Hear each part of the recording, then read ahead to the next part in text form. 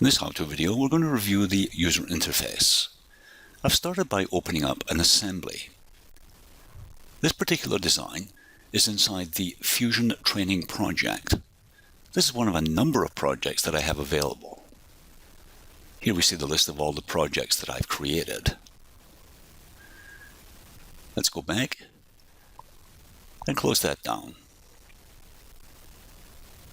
To start our review of the user interface, we're going to look at the application bar.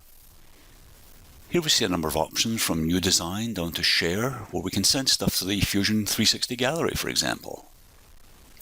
We can save our file, undo, and redo.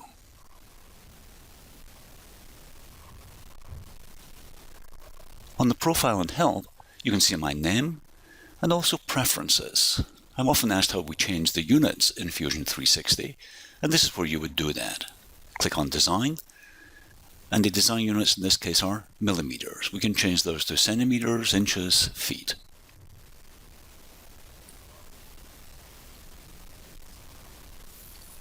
Under Help, you can access some great videos under Learn Fusion 360. Check out the product roadmap.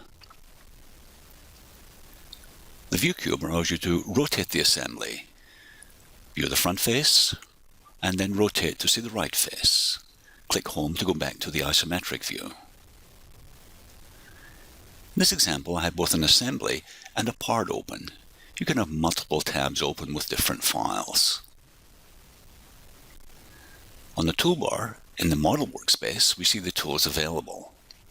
For example, under Create, New Component, Box, Cylinder, Extrude. Now, if you're using something a lot, you can actually add that up onto the toolbar.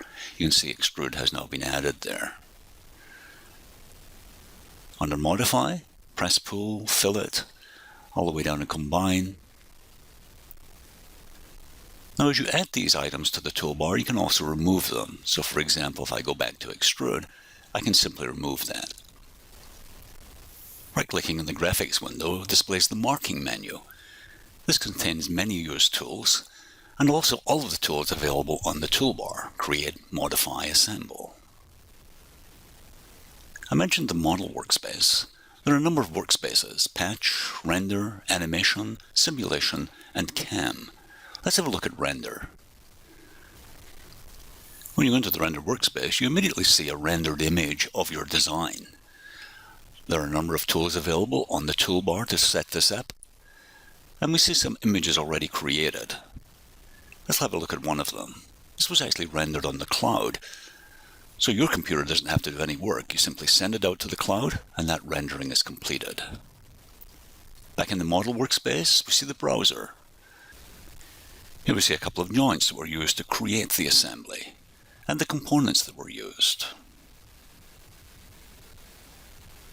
Towards the bottom of the screen, we see a comments area. Here I can just write in a comment. Let's just put in making a video. I can capture the screen image of my assembly, and I can then post that. In this case, I'll just cancel and close down the comments window. Below the comments window, we see the timeline. These are all the actions that have been taken to create this particular assembly. Let's go back to our part and have a look at how we can use the timeline. I'm going to drag that all the way back to the beginning. That's where it's empty. And play that back. Now we can see how this part was modeled. This can be extremely useful as you check someone else's work. I can drag this marker to the end or use the tools available on the left. If I want to edit any of the actions, right-click and edit that feature. Here I can input new values or drag them dynamically. Click Cancel to close that. At the bottom of the screen, we see the navigation and display tools, such as Orbit. Back to the home view. Beside Orbit, we have Pan, Zoom, a zoom window. Under Display Settings, Visual Style, and control the display of the grid.